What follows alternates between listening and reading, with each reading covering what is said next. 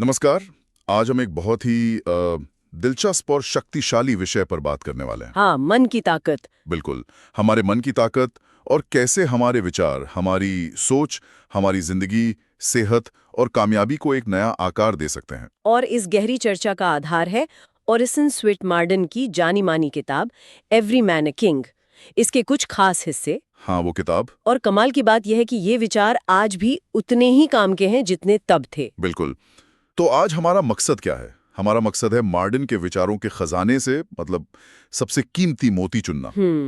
ये समझना कि कैसे हमारी सोच हकीकत बनती है, कैसे हम मन की नेगेटिविटी या नकारात्मकता से निपट सकते हैं, और कैसे सही सोच और हाँ खुद पर यकीन रखकर अपनी असली काबिलियत को जगा सकते हैं। सही कहा। और ये आज के जमाने में और भी जरूरी हो गया है ना? हाँ, क्यों? क्योंकि आज हम जानकारी के एक तरह से सागर में गोते लगा रहे हैं, हर तरफ से इन्फॉर्मेशन आ रही है। ऐसे में अपने विचारों पर काबू पाना सीखना हमें ज्यादा ताकतवर महसूस करा सकता है। मतलब हम हालात के आगे बेबस महसूस ना करें। ठीक है, तो चलिए शुरू करते हैं। सबसे पहला और बुनियादी सवाल लेते हैं। हाँ। कि हमारे विचारों में आखिर कितनी शक्ति है और इनका हमारे शरीर से क्या कनेक्शन है, क्या लेना देना है। मॉडर्न एक बड़ी अच्छी मिसाल देते हैं, एक जहाज के कप्तान की। हाँ, वो वाली। सोचिए, अगर कप्तान को जहाज चलाना ना आता हो और वो स्टीयरिंग व्हील को मतलब यूं ही छोड़ दे तो क्या होगा? जहाज तो भटक जाएगा, शायद तबाह भी हो जाए। मॉडर्न कहते हैं अगर हम अपने मन रूपी जहाज को सही दिशा नहीं देते तो हमारी जिंदगी भी ऐसे ही बेकाबू हो सकती है। और ये सिर्फ कोई फिलोसॉफिकल बात नहीं है, है ना? मॉडर्न इस पर जोर देती है कि विचारों पर काबू पाना एक एक्टिव तरीका है। एक्टिव कैसे? जिससे हम अपना स्वभाव, अपने हालात और यहाँ तक कि अपनी कामयाबी को भी बदल सकते हैं, एक्टिवली शेप कर सकते हैं। अच्छा। और अच्छी बात यह है कि ये कोई रॉकेट साइंस नहीं है, ये सबके लिए मुमकिन है। सबके लिए? हाँ, शायद इसीलिए वो कहते हैं कि बच्चों को बचपन से ही ये सिखाना चाहिए, अपने विचारों को साधना। ये बहुत जरूरी है। क्यों? बच्चों के लिए क्यों? ताकि वो बाहरी दबावों के बजाय अपने अंदरूनी संतुलन पर, अपने इनर बैलेंस पे निर्भर रहना सीखें। ये बात तो सोचने वाली है कि हमारे विचार सिर्फ हवा में नहीं होते। नहीं, बिल्कुल नहीं। उनका हमारे शरीर पर सीधा असर पड़ता है, जिसे मापा भी जा सकता है ना? हाँ, मार्डन कुछ हैरान करने वाले वैज्ञानिक प्रयोगों का जिक्र करते हैं। हाँ। जैसे प्रोफेसर W.G. एंडरसन। उन्होंने क्या किया था? उन्होंने दिखाया कि जब कोई छात्र दिमागी मेहनत करता है, जैसे गणित के सवाल हल करना, हाँ, तो उसके सिर की तरफ खून का बहाव बढ़ जाता है। मेजरेबल इंक्रीज होता है। अच्छा। और वो पैरों वाला एक्सपेरिमेंट? हाँ, यहाँ तक कि सिर्फ पैरों की कसरत करने के बारे में सोचने भर से, सिर्फ सोचने से पैरों में खून का प्रवाह बढ़ गया। कमाल है, सिर्फ सोचने से। हाँ, और प्रोफेसर एल्मर गेट्स के प्रयोग तो और भी मतलब कमाल के हैं। गेट्स के? हाँ, बताइए। उन्होंने दिखाया कि सिर्फ सोचने की ताकत से हाथ में खून का बहाव इतना बढ़ाया जा सकता है कि पानी का बर्तन छलक जाए। क्या बात है। और सबसे चौंकाने वाली बात उन्होंने पाया कि अलग अलग भावनाएं जैसे गुस्सा, गहरा दुख या पछतावा, ये शरीर में अलग अलग तरह के केमिकल बनाते हैं। केमिकल मतलब भावनाएं और केमिस्ट्री? हाँ, मानो हमारी भावनाएं हमारे शरीर की केमिस्ट्री बदल देती हों। उन्होंने उन केमिकल्स के अलग अलग रंग भी देखे। अविश्वसनीय। ये तो मन और शरीर के गहरे कनेक्शन का पक्का सबूत है। बिल्कुल। मतलब हमारे विचार सिर्फ हमारे दिमाग तक ही सीमित नहीं है। नहीं, वो पूरे शरीर पर असर डालते हैं। ये प्रयोग मॉडर्न की उस बात को वैज्ञानिक आधार देते हैं कि हमारी सोच, हमारी फिजिकल रियलिटी, हमारी शारीरिक हकीकत को गहराई से प्रभावित करती है। मन और शरीर कोई अलग अलग चीजें नहीं, बल्कि एक ही सिस्टम के दो पहलू हैं। और मॉडर्न सिर्फ लैब एक्सपेरिमेंट्स की बात नहीं करते, सही है? नहीं, बिल्कुल नहीं। वो असल जिंदगी से भी कई चौंकाने वाली मिसालें देते हैं। हाँ, जैसे वो सदमे वाली बात। हमने सबने सुना होगा कि कैसे कभी-कभी गहरे सदमे, डर या दुख से लोगों की जान तक चली जाती है। हाँ, जैसे वो महिला जिसकी मौत सिर्फ एक टूटी हुई ट्रॉली तार को देखकर हो गई। क्यों? क्योंकि उससे लगा कि वो बिजली का तार है और उसे करंट लग गया है, जबकि तार में करंट था ही नहीं, सिर्फ डर से। या फिर डर या दुख से रातों रात बाल सफेद हो जाने की कहानियां। हाँ, जैसे मैरी एंटोनेट के साथ हुआ था, कहते हैं। बिल्कुल। ये दिखाता है कि हमारी भावनाएं कितनी शक्तिशाली हैं और शरीर पर कितना गहरा असर डाल सकती हैं। लेकिन अच्छी खबर भी है। हाँ, बिल्कुल। कि ये शक्ति अच्छे के लिए भी काम करती है। हाँ। मॉडर्न उन लोगों की मिसालें देते हैं जिन्होंने अपनी सोच की ताकत से गंभीर बीमारियों को भी मात दे दी। हाँ, जैसे मशहूर मूर्तिकार बेनवेनुतो सेलिनी। वो मूर्तिकार। हाँ, वो अपनी खास मूर्ति पर्सियस बना रहे थे और तेज बुखार से तप रहे थे, बहुत बीमार। फिर लेकिन जैसे ही उन्हें पता चला कि उनकी कलाकृति, वो मूर्ति पिघलने के खतरे में है, उनका बुखार गायब हो गया और वो उसे बचाने में जुट गए।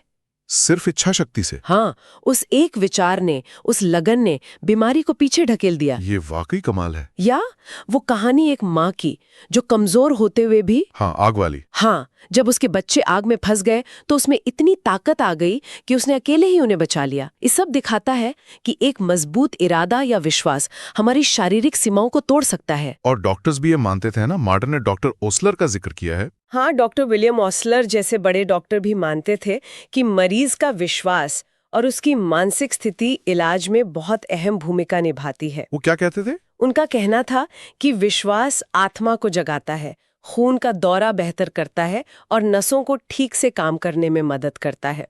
मतलब मन ठीक तो तन भी ठीक होने लगता है। तो ये साफ है कि मन हमारे शरीर का मालिक है। हाँ, काफी हद तक।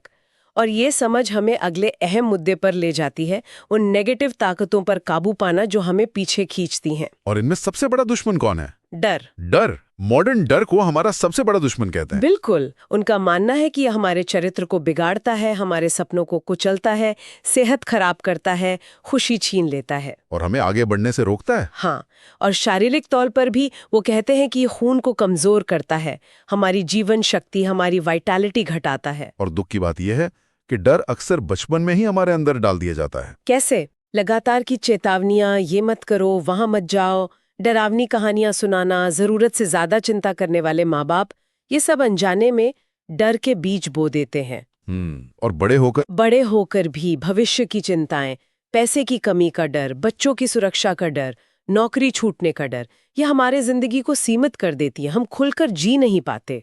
लेकिन यहाँ भी उम्मीद है, मतलब डर से जीता जा सकता है। हाँ, मॉडर्न डर से जीतने के तरीके बताते हैं। पहला कदम है ये समझना कि डर हमेशा भविष्य की एक कल्पना होता है। कल्पना मतलब जो अभी हुआ नहीं है। हाँ, एक ऐसी चीज जो अभी हुई नहीं है, उसे तर्क की कसौटी पर कसना चाहिए, लॉजिकली सोचना चाहिए। जैसे अगर नौकरी छूटने का डर है तो सोचें कि सबसे बुरा क्या हो सकता है और उसके लिए क्या प्लान बना सकते हैं। अक्सर डर असलियत से कहीं बड़ा होता है। और वो निडरता का उदाहरण बनना, डॉक्टर कार्टराइट वाली बात। हाँ, वो बहुत जरूरी है। जैसे डॉक्टर कार्टराइट ने न्यू ऑर्लियंस में जब पीली बुखार फैला था, तब वो खुद शांत रहे और लोगों को हिम्मत बंधाते रहे। इससे दहशत कम हुई। दूसरों को देखकर भी हिम्मत आती है। और वो विपरीत सोचने वाला तरीका। हाँ, वो भी एक तरीका है। जब कमजोरी महसूस हो तो ताकत के बारे में सोचें, शक्ति के बारे में सोचें, या फिर अपना ध्यान किसी और दिलचस्प काम में लगा दें। डिस्ट्रैक्शन। यहाँ तक कि मौत के डर के बारे में भी मॉडर्न कहते हैं कि ये एक भ्रम है। हाँ, वो कहते हैं कि कब्र का अनुभव तो सिर्फ जिंदा लोगों को होता है, मरने वाले को नहीं। इस डर को समझकर दूर करना जरूरी है। ठीक है, तो डर के अलावा और कौन सी भावना है जो नुकसान करती हैं?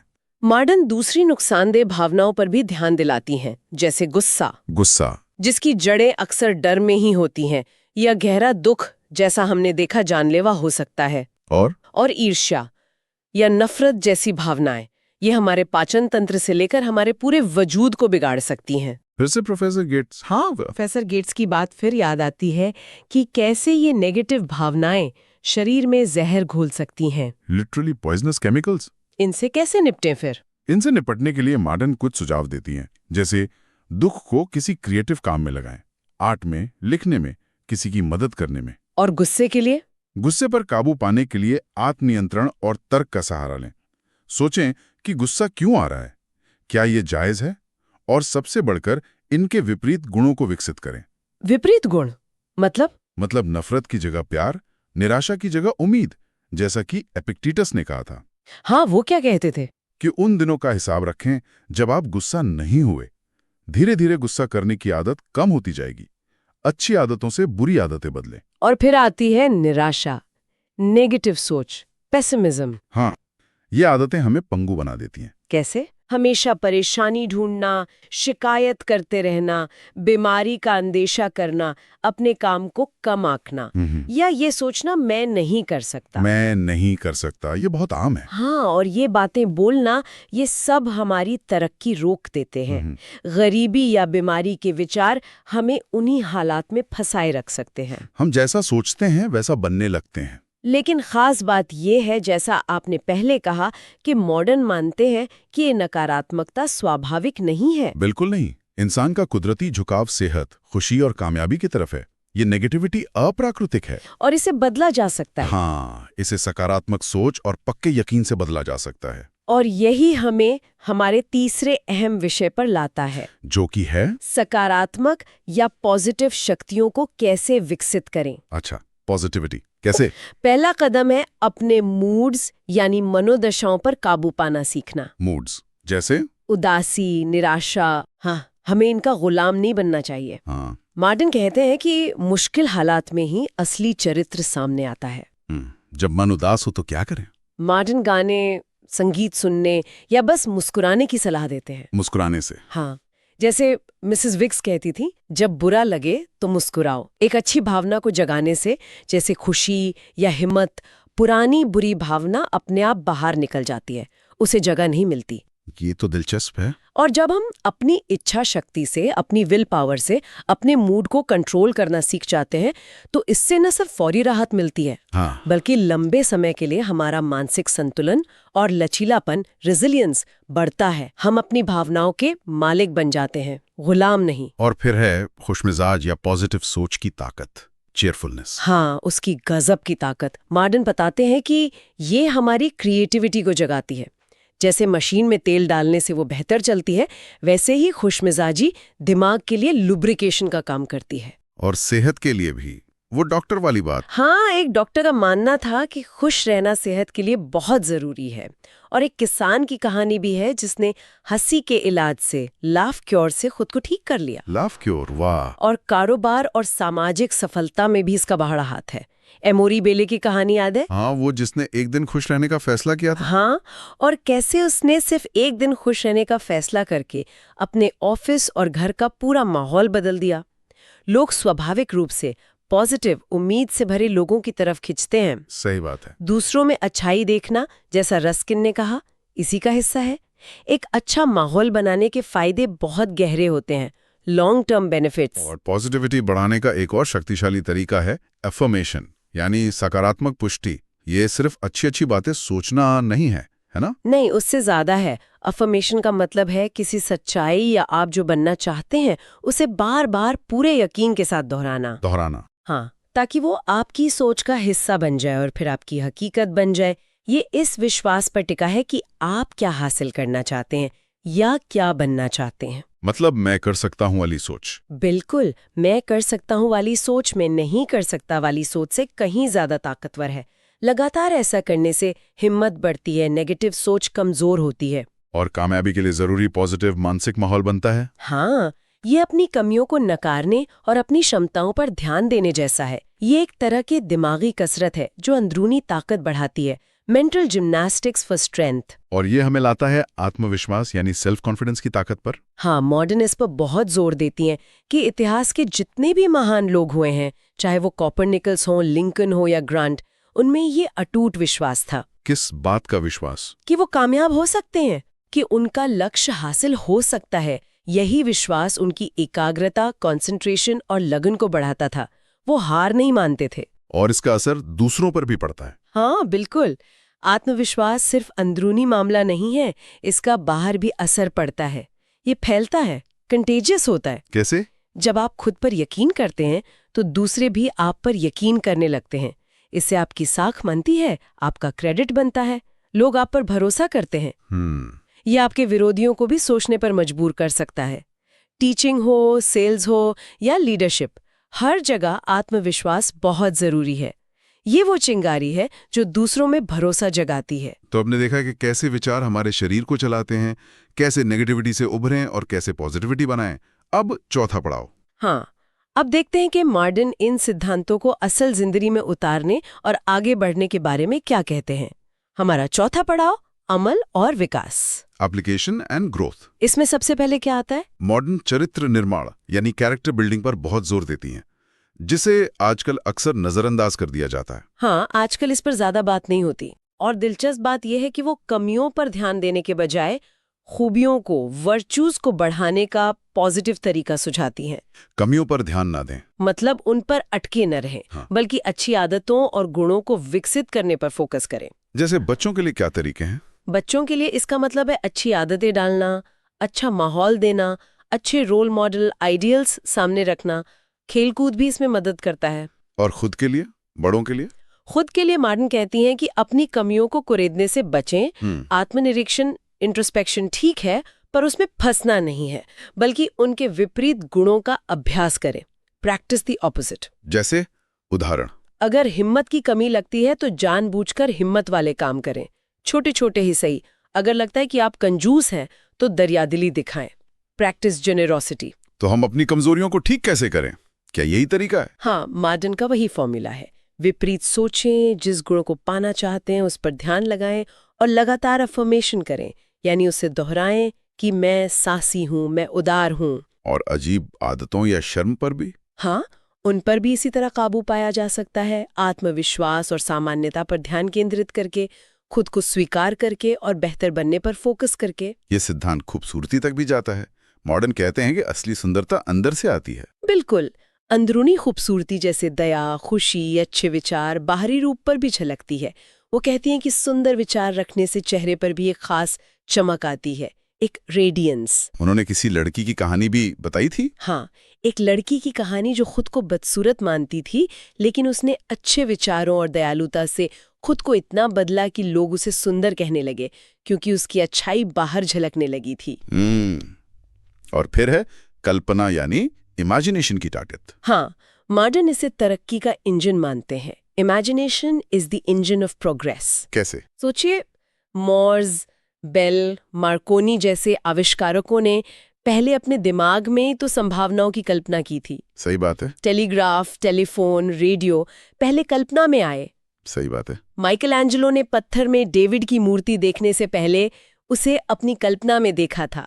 सपने देखने वाले ही दुनिया को आगे बढ़ाते हैं, विजनरीज। इसीलिए बच्चों की कल्पना को दबाना नहीं चाहिए। बिल्कुल नहीं, उसे सही दिशा देना जरूरी है, उसे नर्चर करना चाहिए। आखिर में मॉडर्न उम्र पर विजय पाने की बात करते हैं। हाँ, ये बहुत दिलचस्प है। उनका मानना है कि उम्र काफी हद तक हमारी सोच और इच्छा शक्ति पर निर्भर करती है। Age is partly a state of mind. उन्होंने कुछ मिसालें भी दी हैं। हाँ, सारा बर्नहार्ड, ओलिवर वेंडल होम्स जैसे लोगों की मिसाल दी, जो बुढ़ापे में भी जवान और एक्टिव रहे, मानसिक रूप से जवान। तो उम्र बढ़ने के पीछे क्या कारण है? मॉडर्न कहती हैं कि इसके पीछे अक्सर मानसिक कारण होते हैं, जैसे डर, ये मान लेना कि अब हम बूढ़े हो गए हैं, अब कुछ नया नहीं कर सकते। Anticipation of old age. इसे रोकें कैसे? इसे रोकने के लिए हमें पॉजिटिव सोचना चाहिए, अपने काम से प्यार करना चाहिए, जवानों की संगत में रहना चाहिए, सीखना बंद नहीं करना चाहिए, और संतुष्ट रहना चाहिए, प्यार करना चाहिए, जिंदगी में विविधता, वैरायटी रखनी चाहिए और हमेशा कुछ नया सीखते रहना चाहिए। Keep learning. मार्गरेट डिलन ने बुढ़ापे के लक्षणों की बात की थी। हाँ, उन्होंने बुढ़ापे के लक्षणों को स्वार्थ, सेल्फिशनेस, ठहराव, स्टैग्नेशन और असहिष्णुता, इंटॉलरेंस बताया है। और उनसे बचने के उपाय? इनसे बचने के उपाय हैं दूसरों के प्रति सहानुभूति, एम्पैथी रखना, हमेशा कुछ नया सीखते रहना, प्रगतिशील, प्रोग्रेसिव बने रहना और दूसरों के विचारों के प्रति सहनशील, टॉलरेंट होना। तो मतलब मानसिक और भावनात्मक रूप से बढ़ते रहना ही जवानी का राज है? हाँ, एक तरह से। Keep growing mentally and emotionally. तो ये सब होगा कैसे? विचारों पर ये नियंत्रण, ये मास्टरी आएगी कैसे? ये आसान तो नहीं लगता। आसान नहीं है, पर मुमकिन है। मॉडर्न इच्छा शक्ति और अनुशासन, डिसिप्लिन पर जोर देती हैं। कोई तरीके हैं इसके? Practical methods? हाँ, कुछ तरीके सुझाए गए हैं, जैसे ध्यान लगाना, कंसंट्रेशन सीखना, एक चीज पर फोकस करना, शांत मन से विचारों को ग्रहण करना, रिसेप्टिव होना और हमेशा एक पॉजिटिव मानसिक माहौल बनाए रखना। Guard your thoughts. और इसका नतीजा क्या होगा अगर कोई ये कर ले? मॉडर्न के अनुसार इस विचार नियंत्रण का नतीजा होगा आने वाला मनुष्य, the man who is to come. वो कैसा होगा? एक ऐसा इंसान जो अपनी अंदरूनी शक्ति, अपनी डिविनिटी को पहचानेगा, जो सुरक्षित और शांत महसूस करेगा, जिसने अपने विचारों पर महारत हासिल कर ली है। और वो सेहत, दौलत और खुशी को अपनी तरफ खींचेगा, अट्रैक्ट करेगा और डर, शक और नेगेटिविटी से आजाद होगा, free from fear and doubt. Ralph Waldo Trine का भी जिक्र है। हाँ, जैसा राल्फ वॉल्डो ट्राइन कहते हैं, ये एहसास हमें ब्रह्मांड से जोड़ता है। We become one with the universe, जहाँ छोटी-मोटी परेशानियां खत्म हो जाती हैं और हमारी अंदरूनी समझ, इंट्यूशन तेज हो जाती है। तो कुल मिलाकर अगर हम सार निकालें, और इस इनस्वेट मॉर्डन का संदेश बहुत शक्तिशाली और साफ है। हाँ, बिल्कुल साफ। हमारे विचार ही हमारी दुनिया बनाते हैं, हमारी सेहत से लेकर हमारी कामयाबी तक। Everything starts with a thought. और विचारों पर काबू पाना, पॉजिटिव पुष्टि करना और अटूट आत्मविश्वास रखना, इनमें हमारी जिंदगी बदलने की जबरदस्त ताकत है, ट्रांसफॉर्मेटिव पावर। ये सच में सोचने लायक बात है। और ये हमें एक आखिरी सवाल पे छोड़ जाता है ना, मॉर्डन के काम के आधार पर। हाँ, क्या सवाल? अगर हमारे विचार वाकई इतने शक्तिशाली हैं जैसा मॉर्डन सुझाते हैं, तो आज, अभी, हम अपनी जिंदगी की सबसे बड़ी चुनौती को बदलने के लिए कौन सा एक विचार या विश्वास चुन सकते हैं? सिर्फ एक विचार? हाँ, कौन सा एक विचार या विश्वास चुन सकते हैं और उस पर पूरी दृढ़ता से कंसिस्टेंटली कायम रह सकते हैं? What is that one thought? ये सोचने के लिए एक बहुत अच्छा सवाल है। इस गहरी बातचीत में शामिल होने के लिए आपका शुक्रिया। शुक्रिया। उम्मीद है मॉर्डन के इन विचारों से श्रोताओं को भी कुछ नया सोचने और शायद अपनी जिंदगी में कुछ बदलने की प्रेरणा मिली होगी।